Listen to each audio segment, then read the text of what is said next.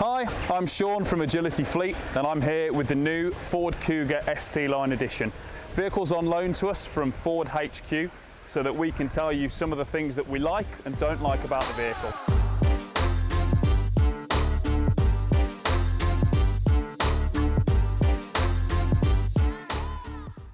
We're going to move around the exterior of the vehicle into the cargo area and then show you some of the key features inside.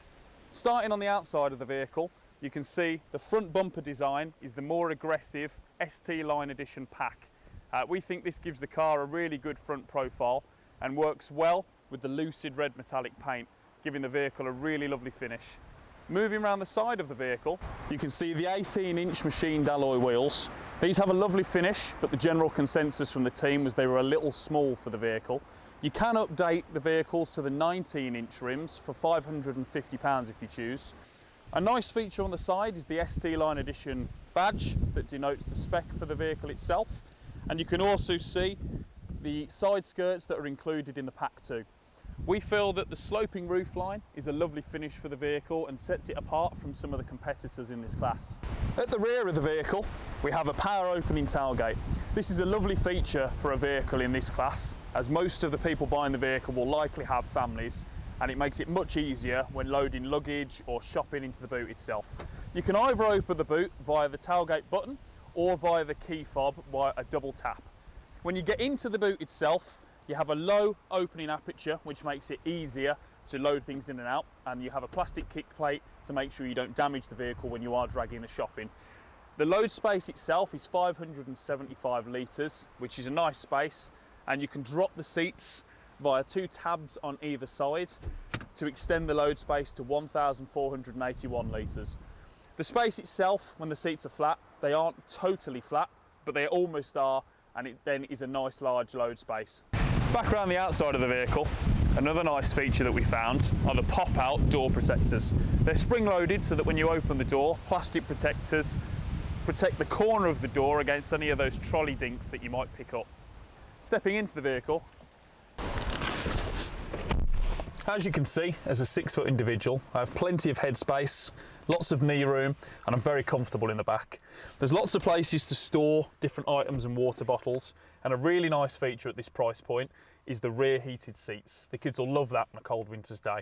There's areas to charge all of your mobile devices, and the seats themselves are half leather and half Alcantara. Very comfortable in the back.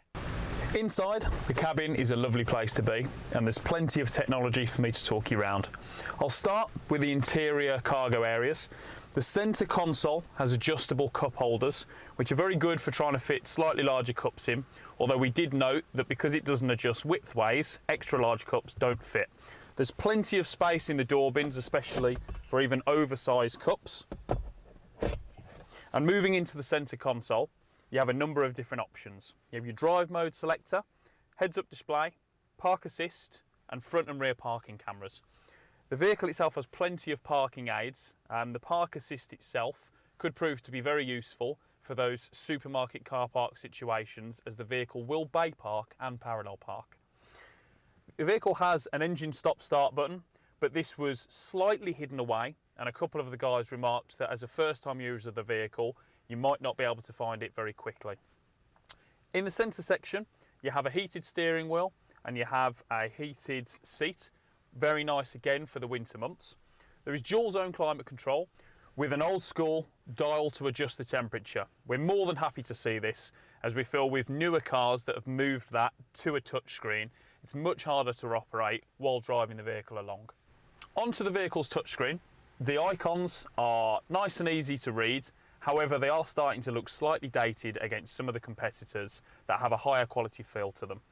The icons are audio, phone, navigation and apps, and when we were using the navigation system, it did seem that the navigation had now lagged quite a way behind systems like Google or Android Play.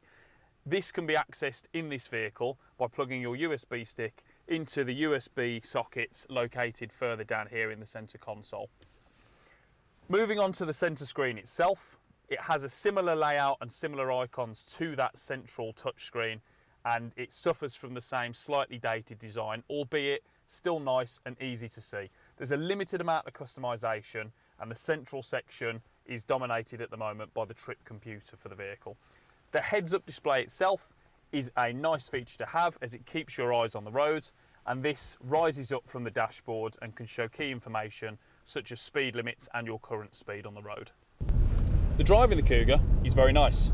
The cabin area itself is well set up. The driving position gives plenty of visibility outside and lots of room. The heads-up display provides clear information including your current speed and the speed limit for the road, and also helpful tips on economical driving and when to lift off the accelerator. The 6-speed gearbox mated to the petrol engine produces a quiet ride with enough power for everyday driving. Some people might find that the lane keep assist this vehicle has is slightly intrusive, but this can be turned off if needed.